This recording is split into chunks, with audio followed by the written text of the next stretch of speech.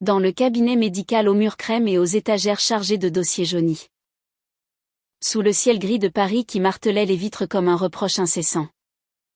Élise Moreau posa son stéthoscope avec une précision chirurgicale. Ses lèvres pincées en une ligne invisible. Je ne peux pas vous soigner. Madame Laurent. Pas comme ça. Pas avec votre mode de vie. Les mots tombèrent comme une lame, tranchant l'air chargé d'humidité et de silence. Et Camille sentit son cœur se contracter. Non pas de douleur physique, mais d'une humiliation si vive qu'elle en oublia la migraine lancinante qui l'avait amenée là. Ce n'était pas une consultation. C'était une sentence. Prononcée par une femme qui, ironie du sort, portait le même sang français que le sien, mais dont les yeux trahissaient un mur de préjugés vieux comme les cathédrales de la ville. Camille se leva lentement, ses talons claquant sur le parquet usé comme un écho de colère contenue. Et quitta le cabinet sans un mot de plus. Le goût amer de l'injustice collé au palais. Dehors. La Seine coulait indolente sous le pont des Arts. Indifférente au cœur brisé des mortels. Tandis que Camille serrait son téléphone, hésitant à appeler son amie Sophie pour vider son sac. Mais non. Pas encore. Elle avait appris, au fil de ses 38 ans d'une vie tissée de combats discrets et de victoires chèrement acquises, que la vengeance ou du moins la justice se servait froide. Comme un vin de Bourgogne millésimé. Élise, de son côté, rangea ses instruments avec des gestes mécaniques. Un malaise diffus lui nouant l'estomac. Elle n'avait pas toujours été ainsi. Barricadée derrière des principes hérités d'une éducation provinciale rigide. Autrefois, dans sa jeunesse à Lyon, elle avait rêvé d'une médecine humaniste, où le serment d'Hippocrate n'était pas entaché de jugements moraux. Mais les années, les rumeurs familiales, les sermons dominicaux l'avaient forgée en une professionnelle impeccable. Intouchable. Pourtant, ce soir-là, alors que la tour Eiffel scintillait au loin comme un phare moqueur, Élise ne put s'empêcher de repenser à ce regard vert, perçant, qui l'avait transpercé plus sûrement qu'une aiguille. Le lendemain matin, Camille se réveilla dans son appartement haussmannien du Marais. Un quartier où les pavés anciens murmuraient des histoires d'amour interdites et de révolutions inachevées. La migraine avait empiré. Un marteau-piqueur invisible lui fracassant le crâne. Mais elle n'avait pas le temps pour la faiblesse. À 38 ans, elle dirigeait Laurent et Associés, une firme de conseil en patrimoine culturel qui avait sauvé plus d'un château en péril de la banqueroute. Française jusqu'au bout des ongles. Née à Bordeaux d'une lignée de vignerons, Camille avait gravi les échelons par sa seule intelligence acérée, refusant les facilités offertes par son charme ou son orientation sexuelle, qu'elle assumait depuis ses 19 ans. Quand un baiser volé sous les platanes de la fac de droit avait illuminé son monde. Son amante du moment, Léa, une artiste peintre aux courbes généreuses et au rire contagieux, dormait encore à ses côtés. Mais Camille glissa hors du lit sans la réveiller, attrapant son ordinateur portable pour vérifier ses mails. Parmi les propositions de partenariat et les rapports financiers, un message attira son œil, une demande urgente de recrutement pour un médecin personnel. Élise Moreau n'était pas la seule doctoresse de Paris. Mais ce nom, gravé dans sa mémoire comme une cicatrice fraîche, la fit sourire d'un éclat froid. Non. Ce ne serait pas si simple. Camille tapa une réponse rapide, entretien fixé pour ce soir. 19h. Au bureau. Soyez ponctuel. Élise reçut l'email en fin de matinée. Alors qu'elle terminait une consultation banale avec un patient arthritique qui se plaignait plus de la météo que de ses articulations. Son cœur sauta à un battement. Laurent et associé. Elle avait postulé il y a des semaines. Attirée par l'offre alléchante d'un poste à temps partiel comme médecin conseil pour une équipe de cadres stressés, un moyen de fuir la routine étouffante de son cabinet indépendant. Où les factures s'accumulaient plus vite que les sourires reconnaissants. À 35 ans. Élise. Originaire de la Drôme provençale où les champs de lavande avaient bercé son enfance. Aspirait à plus qu'à des diagnostics hâtifs entre deux portes. Elle avait étudié à la faculté de médecine de Montpellier. Brillant en cardiologie. Mais la vie l'avait piégée dans une existence solitaire. Rythmée par des dîners solitaires devant des rediffusions de films d'Alain Resnais. Pourquoi moi ? Murmura-t-elle en relisant l'invitation. Mais l'argent parlait plus fort que les doutes. Et elle répondit un oui laconique. Ignorant que le destin. Ce farceur parisien tissait déjà sa toile. L'entretien se déroula dans un bureau aux baies vitrées donnant sur la place des Vosges. Où les fontaines gazouillaient comme pour se moquer des tensions humaines. Camille. Assise derrière un bureau en acajou massif. Observa Élise entrer. Sa blouse remplacée par un tailleur bleu marine austère qui soulignait sa silhouette élancée. Les cheveux châtains d'Élise. Coupés au carré. Encadraient un visage aux traits fins. Presque aristocratique. Mais ses yeux bleus. Habituellement froids. Trahissaient une nervosité inhabituelle. Docteur Moreau. Ravi de vous revoir si vite. Lança Camille d'une voix suave. Un sourire en coin qui n'atteignait pas ses yeux verts. Élise blêmit. Le souvenir de la veille la frappant comme une gifle. Madame Laurent. Vous. Balbutia-t-elle. S'asseyant avec raideur. La pièce sembla rétrécir. L'air chargé d'une électricité statique. Comme avant un orage d'été sur la Côte d'Azur. Camille croisa les bras. Son chemisier de soie blanche soulignant la courbe gracieuse de ses épaules. Oui. Moi. Et imaginez ma surprise quand j'ai vu votre CV parmi les candidatures. Vous cherchez du travail. Élise. Après m'avoir jugé indigne de vos soins. Les mots étaient polis. Mais ils coupaient comme du cristal de baccarat. Élise sentit la chaleur monter à ses joues. Un mélange de honte et de défi.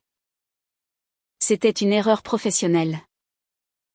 Je ne peux pas traiter des cas qui vont à l'encontre de mes convictions personnelles. Sa voix trembla légèrement. Trahissant la fissure dans son armure. Camille se pencha en avant. Ses boucles noires cascadant comme une vague nocturne. Vos convictions. Ou vos peurs. Docteur. En France. Pays des Lumières. Où l'amour est censé être libre depuis la Révolution. Vous osez refuser une patiente parce qu'elle aime les femmes. La question plana. Lourde de siècles d'histoire refoulée, les salons littéraires du XVIIIe où des sapphos françaises murmuraient leur passion. Les barricades de 1848 où l'égalité se battait à coups de fusil. Jusqu'au mariage pour tous de 2013. Arrachée dans la boue des manifestations homophobes. Élise baissa les yeux. Revoyant sa grand-mère. Pieuse catholique de Valence. Qui avait élevé ses 5 enfants dans la terreur du péché. Je suis désolée.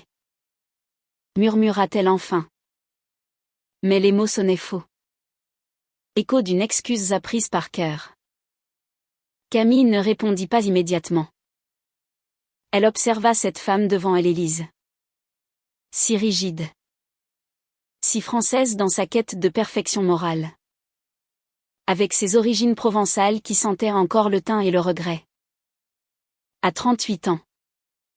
Camille avait vu trop de portes se fermer, les regards fuyants de ses parents bordelais quand elle avait présenté Léa à table de Noël. Les collègues masculins qui la traitaient de « la lesbienne ambitieuse » dans les couloirs feutrés des conseils d'administration. Mais Élise. Il y avait quelque chose en elle. Une vulnérabilité cachée sous la carapace. Comme un monnet inachevé sous la poussière. L'entretien est terminé, dit Camille abruptement, se levant pour ouvrir la porte. Élise se redressa, le cœur battant. Attendez. Je veux cette opportunité. Laissez-moi me racheter. Camille hésita, son regard s'adoucissant un instant, capturant la silhouette d'Élise baignée dans la lumière dorée du crépuscule parisien. Rachetez-vous. Ce n'est pas à moi de vous dire comment. Mais si vous acceptez le poste, sachez que vous travaillerez pour moi. Personnellement.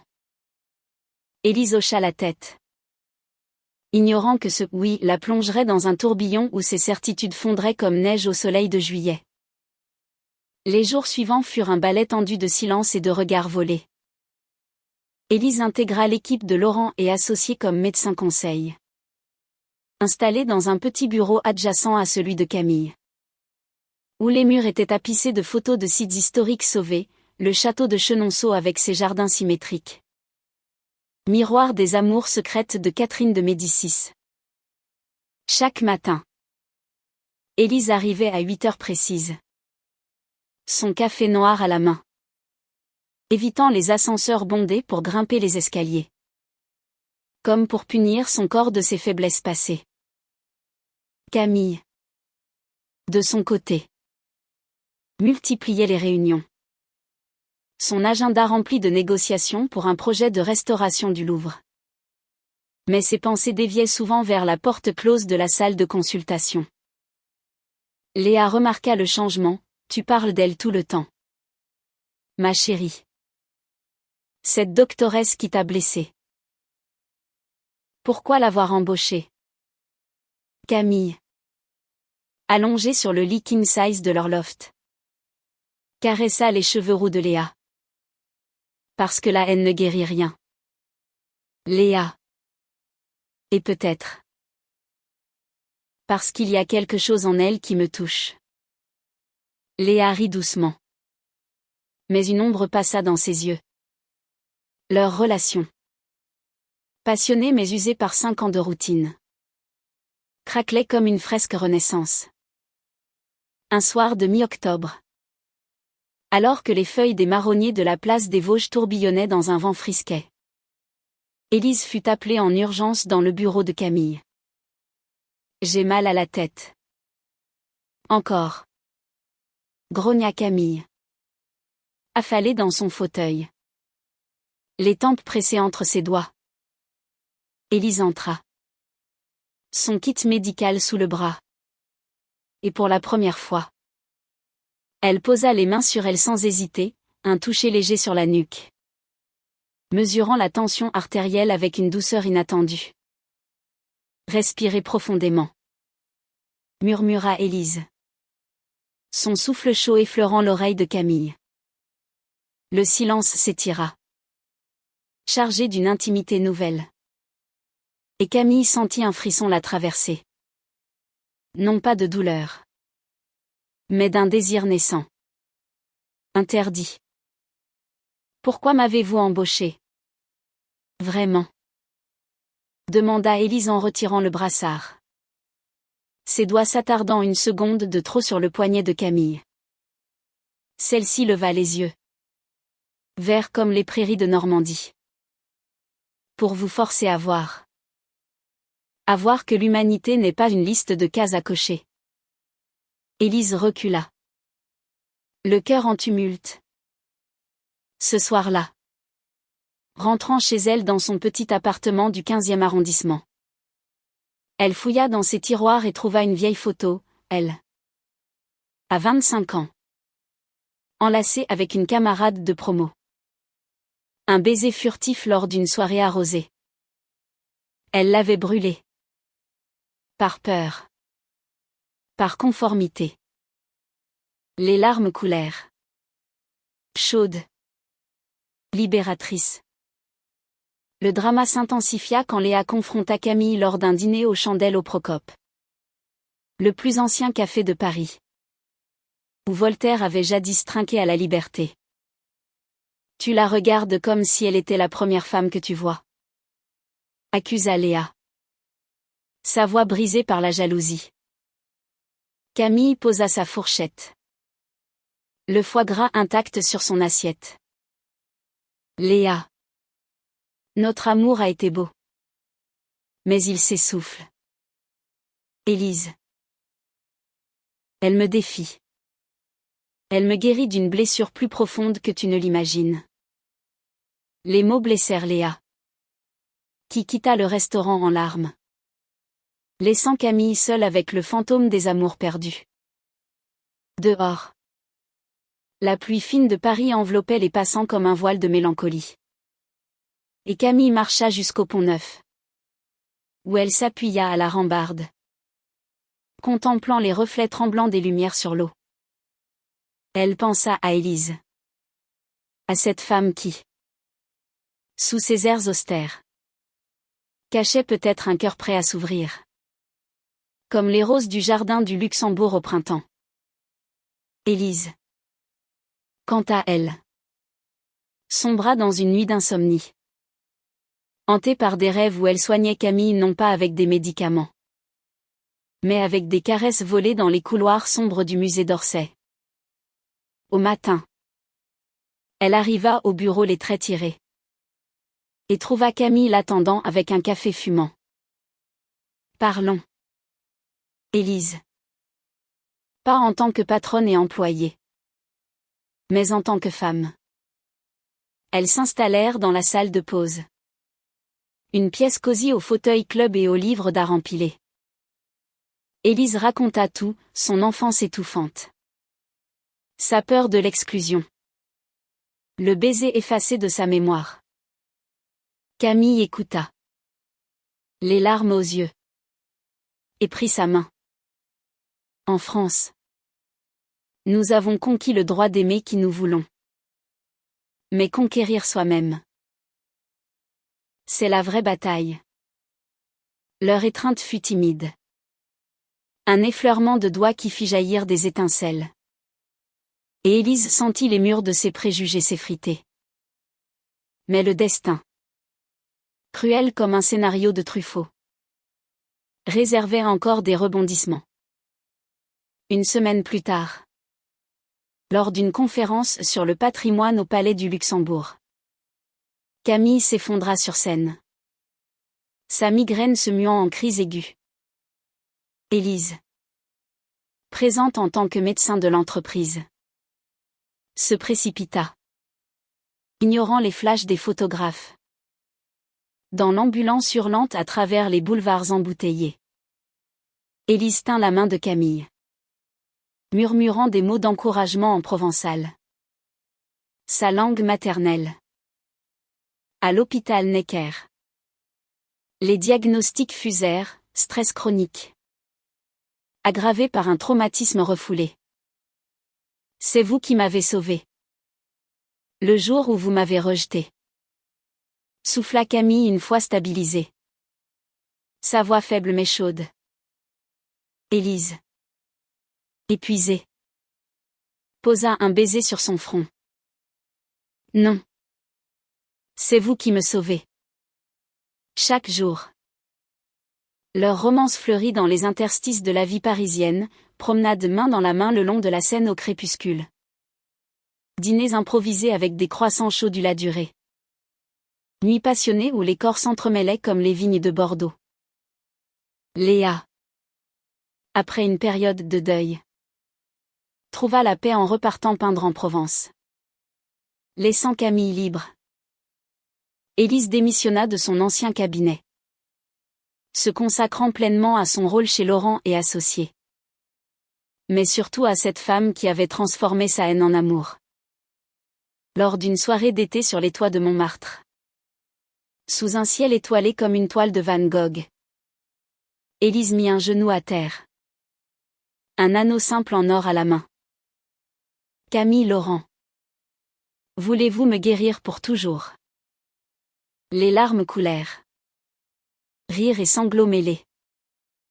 Et Camille répondit oui. Scellant un pacte plus fort que n'importe quel serment médical. Pourtant, le passé n'oublie pas si facilement. Un article dans Le Monde titra « Scandale au cabinet, une doctoresse homophobe repentie ». Les rumeurs enflèrent, menaçant la réputation d'Élise.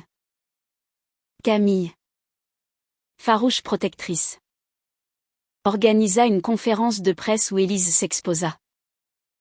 Voix tremblante, j'ai refusé de soigner une femme pour ses amours. Aujourd'hui, je soigne son cœur. Et le mien. La médecine est humanité. Pas jugement. Les applaudissements fusèrent.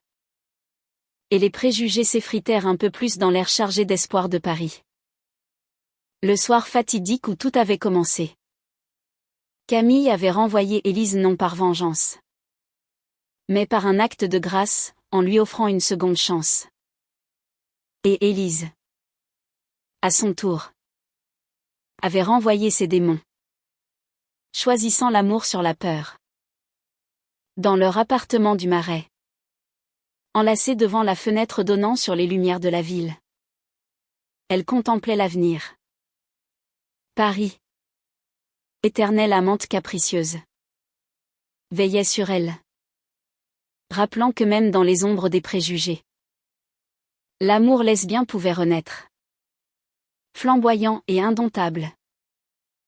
Les mois suivants furent un tourbillon de joie discrète et de défis publics. Élise, désormais pleinement immergée dans le monde de Camille, découvrait les arcanes d'une vie lesbienne assumée en France, les bars cachés du quartier latin où des femmes comme elle dansaient jusqu'à l'aube. Les prides marches colorées le long des Champs-Élysées, où les arcs-en-ciel flottaient comme des bannières de liberté conquise. À 35 ans, Élise se sentait renaître. Ses origines provençales se mêlant à l'élégance cosmopolite de Camille, bordelaise de souche, pour former un duo improbable mais harmonieux. Elles voyageaient ensemble, un week-end à Avignon pour revisiter les remparts papaux, où Élise confia ses doutes d'enfance sous les platanes centenaires. Une escapade à Nice, où Camille apprit à Élise les subtilités du pastis, riant de ses grimaces comiques. Mais la drama ne s'apaisa pas. La famille d'Élise, ancrée dans la conservatisme drômois, apprit la nouvelle par un oncle bavard lors d'un repas dominical. Une lesbienne. Ma nièce. La doctoresse. S'exclama la mère d'Élise au téléphone. Sa voix chevrotante de Provence mêlée à des sanglots. Élise, au volant de leur Renault vers Deauville pour un congrès médical, serra le volant jusqu'à blanchir les jointures. Maman. C'est ma vie. Camille est ma vie. Le silence qui suivit fut plus éloquent que n'importe quel sermon, un mur de silence provençal. Épais comme la brume du Rhône. Camille, assise à côté, posa une main apaisante sur sa cuisse. Laisse-la digérer. L'amour a conquis des révolutions. Il conquéra une mer. Deauville, avec ses planches balnéaires balayées par le vent normand, devint le théâtre d'une confrontation inattendue. Lors du dîner de gala, Élise croisa un collègue homophobe. Le docteur Bertrand, un quinquagénaire bedonnant de Lille qui avait toujours ricané à ses consultations trop sensibles. Ah, Moreau, on dit que tu fricotes avec des... Enfin. Tu sais. Lâcha-t-il. Un verre de cidre à la main. Élise, le rouge aux joues, Répliqua d'une voix ferme, oui. Je sais. Et c'est l'amour le plus vrai que j'ai connu. Contrairement à tes ragots. Bertrand. Qui pue la jalousie. La salle s'était tue. Et Camille, arrivant à point nommé, glissa son bras autour de la taille d'Élise. Ma compagne a raison. Et si tu as un problème, adresse-toi à moi, je gère les reliques pourries comme toi au quotidien. Le scandale fit les choux gras des tabloïds médicaux. Mais Élise en sortit grandie. Son CV enrichi d'une réputation de courage. Rentrée à Paris. Leur couple s'approfondit dans l'intimité. Une nuit d'hiver. Alors que la neige rare enveloppait la capitale d'un manteau blanc. Élise prépara un dîner provençal, ratatouille mijotée avec des herbes du Luberon. Vin de Camille de son vignoble familial. Assise à la table en chêne. Bougie vacillante projetant des ombres dansantes. Élise confia un secret enfoui, j'ai toujours su. Au fond. Cette camarade de fac. C'était mon premier amour. J'ai fui. Par peur de l'enfer familial. Camille. Les yeux brillants. Se leva pour l'embrasser. Un baiser lent. Profond. Qui effaça les années perdues. Leur nuit fut une symphonie de corps et de murmures. Où Élise explora Camille comme un territoire nouveau. Chaque courbe un chapitre d'histoire française, les hanches larges comme les vignes bordelaises. Les seins fermes comme les collines provençales. Le printemps apporta son lot de roses et de ronces. Camille fut nominée pour un prix national du patrimoine. Une distinction qui la propulserait au sommet. Mais lors de la cérémonie au ministère de la Culture. Un militant conservateur. Vestige des manifs pour tous. Interpella Élise dans les couloirs lambrissés. Vous. Une doctoresse. Soutenant cette perversion. Pensez à vos patients. Élise. En robe noire ajustée qui soulignait sa grâce élancée. Riposta, mes patients méritent un médecin qui soigne l'âme autant que le corps. Et l'amour de Camille guérit les deux. La presse s'empara de l'anecdote. Transformant leur histoire en symbole, de la discrimination à l'amour triomphant. Un couple lesbien parisien défie les préjugés.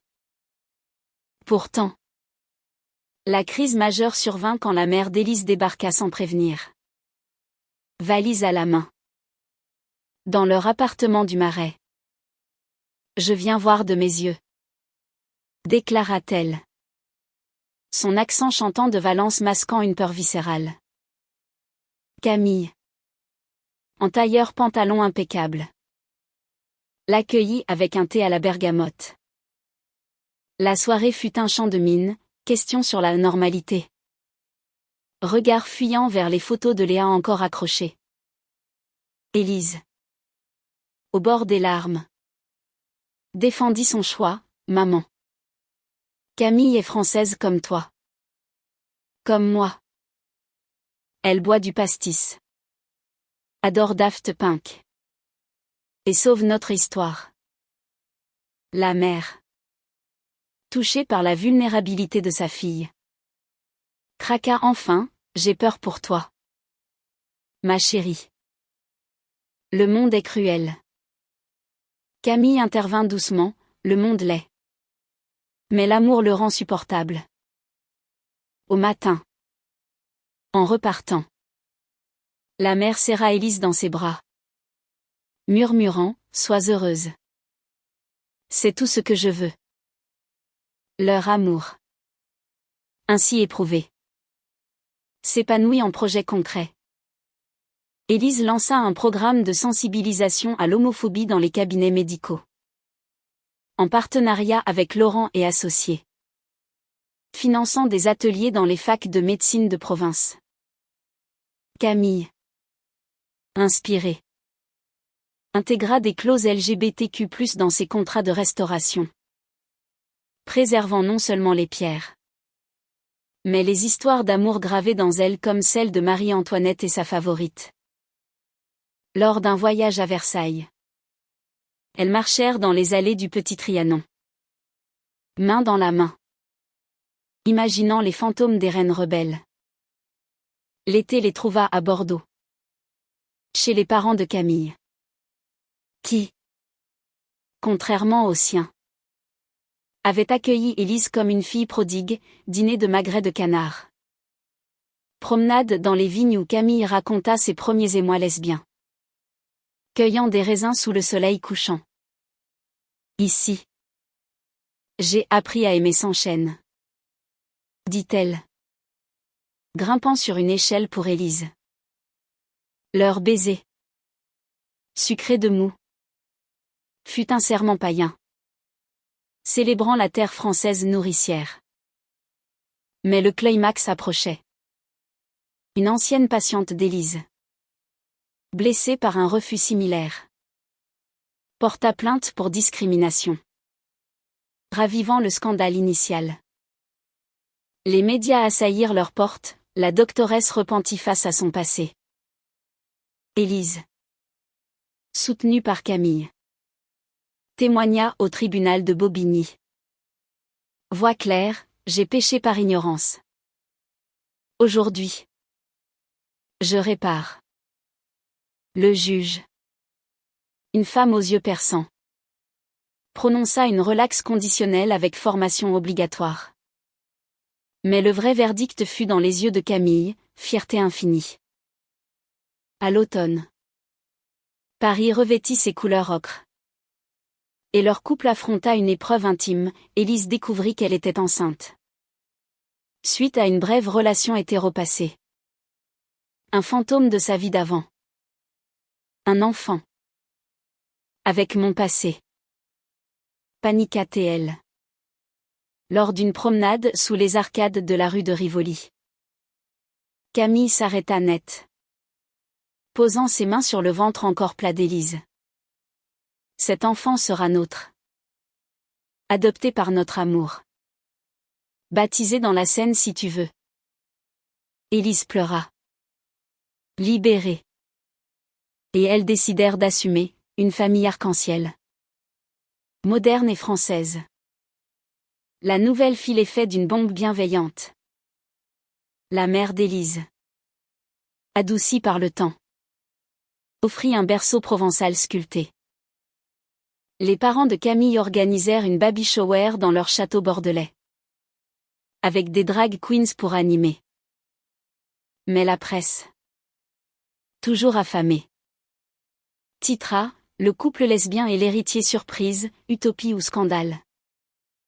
Élise, lors d'une interview à France Inter, défendit leur choix, l'amour ne se mesure pas en genre, mais en cœur battant. Cet enfant grandira libre, comme nous l'avons conquis. Leur quotidien s'enrichit de préparatifs, échographie au rythme des battements fœtaux. Comme une valse de Chopin.